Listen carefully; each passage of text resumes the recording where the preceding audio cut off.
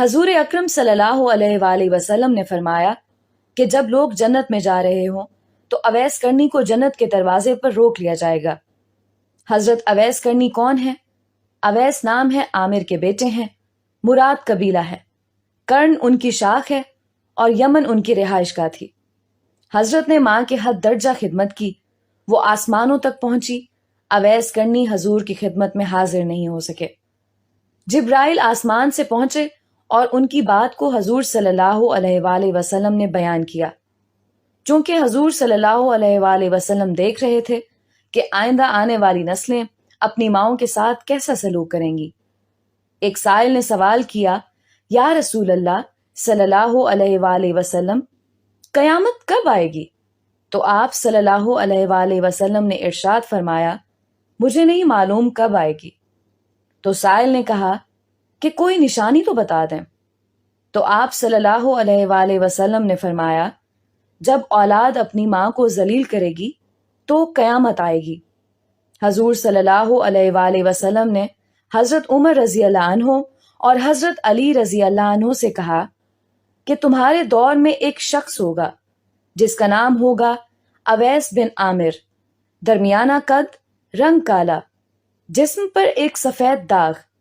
حضور صلی اللہ علیہ وآلہ وسلم نے ان کا حلیہ ایسے بیان کیا جیسے سامنے دیکھ رہے ہوں۔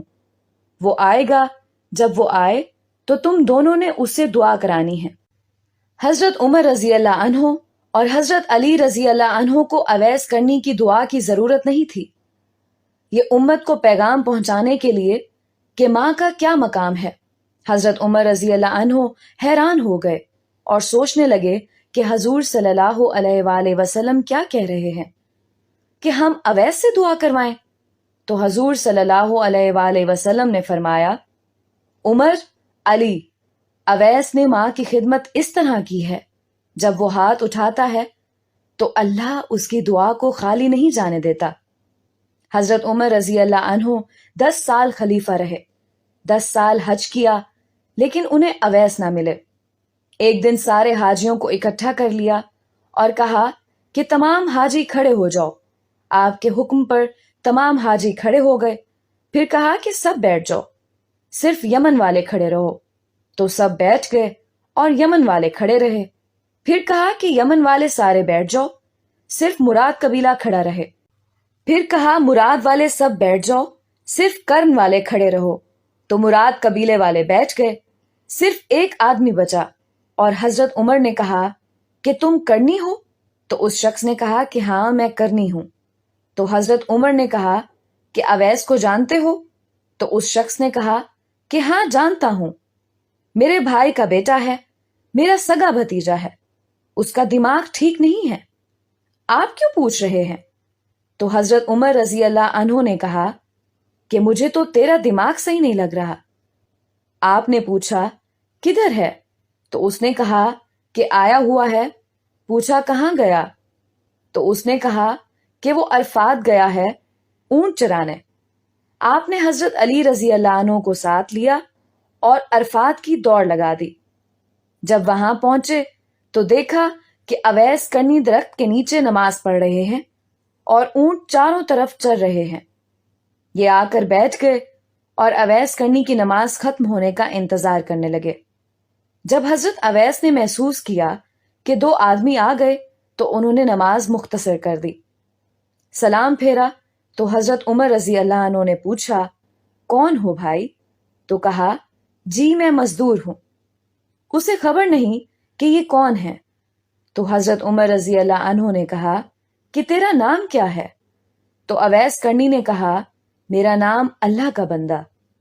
تو حضرت عمر رضی اللہ عنہ نے کہا، سارے ہی اللہ کے بندے ہیں، تیری ماں نے تیرا نام کیا رکھا ہے؟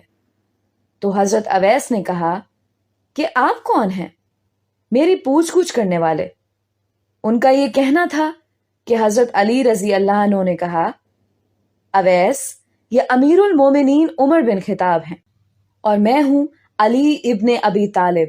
حضرت اویس کا یہ سننا تھا کہ وہ کانپنے لگے۔ کہا، جی میں معافی چاہتا ہوں، میں تو آپ کو پہچانتا ہی نہیں تھا، میں تو پہلی دفعہ آیا ہوں۔ تو حضرت عمر رضی اللہ عنہ نے کہا کہ تو ہی اویس ہے؟ تو انہوں نے کہا کہ ہاں میں ہی اویس ہوں۔ حضرت عمر رضی اللہ عنہ نے کہا کہ ہاتھ اٹھا اور ہمارے لیے دعا کر۔ وہ رونے لگے اور کہا کہ میں دعا کروں؟ آپ لوگ سردار ہیں اور میں نوکر آپ کا، میں آپ لوگوں کے لیے دعا کروں؟ تو حضرت عمر رضی اللہ عنہ نے کہا کہ ہاں، اللہ کے نبی نے فرمایا تھا عمر اور علی جیسی ہستیوں کے لیے حضرت اویس کے ہاتھ اٹھوائے گئے۔ کس لیے؟ اس کے پیچھے جہاد نہیں، تبلیغ نہیں، تصوف نہیں، اس کے پیچھے ماں کی خدمت ہے۔ جب لوگ جنت میں جا رہے ہوں گے تو حضرت اویس کرنی بھی چلیں گے۔ اس وقت اللہ تعالیٰ فرمائیں گے باقیوں کو جانے دو اور اویس کو روک لو۔ اس وقت حضرت اویس کرنی پریشان ہو جائیں گے اور کہیں گے اے اللہ، آپ نے مجھے دروازے پر کیوں روک لیا؟ تو مجھ سے اس وقت اللہ تعالیٰ فرمائیں گے کہ پیچھے دیکھو۔ جب پیچھے دیکھیں گے تو پیچھے کروڑوں اربوں کی تعداد میں جہنمی کھڑے ہوں گے۔ تو اس وقت اللہ فرمائے گا کہ اویس، تیری ایک نیکی نے مجھے بہت خوش کیا ہے، ماں کی خدمت۔ تو انگلی کا اشارہ کر، جدھر جدھر تیری انگلی پھرتی جائے گی میں تیرے طفیل ان کو جنت میں داخل کر دوں گا۔